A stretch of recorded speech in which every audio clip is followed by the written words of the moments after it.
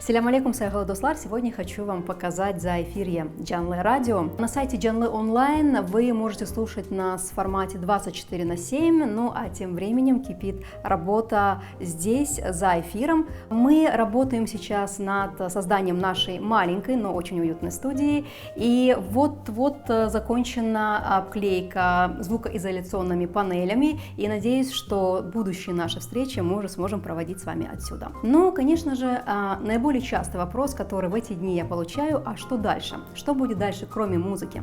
Что мы услышим, что мы увидим? Ну, все секреты сейчас открывать я не хочу, но расскажу вам, что уже со следующей недели мы начнем презентовать наш проект, посвященный изучению крымско-татарского языка. Это радиоуроки по очень интересной концепции. Мы будем изучать крымско-татарский язык с помощью народного фольклора и наших крымско-татарских песен. Как будет развиваться Джанле Радио? Ну, конечно, не обходится без работы над ошибками. Очень много сейчас происходит процессов технических, идет отладка рабочих процессов.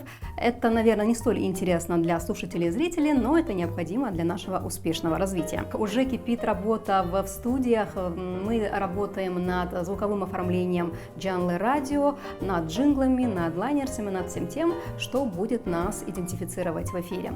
Ну и, конечно, на следующей неделе мы с вами встретимся в рамках тревел-проекта Джанле Феми. Новые герои, новые увлекательные беседы. Будьте с нами, без Джанлемас.